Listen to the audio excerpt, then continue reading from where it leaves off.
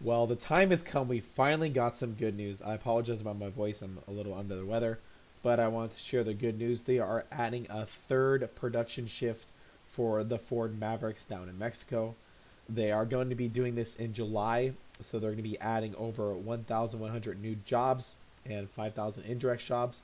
And this article said it was actually for people for the Maverick. The main reason why is the Maverick. If you didn't know, they built the Maverick and the Bronco down there, and this is coming in July, so they're going to add basically a graveyard shift. A third production shift is you have your first shift, your second shift, and your graveyard shift.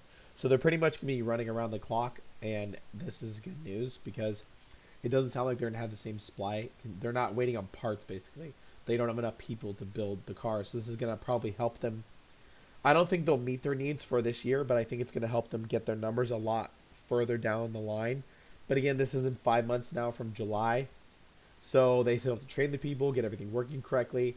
But you should hopefully, if they add a third production line, you should see more trucks being built in the same time period. So this is good news. We'll just have to wait and see. But I wanted to share this. Oh, my voice sounds so terrible.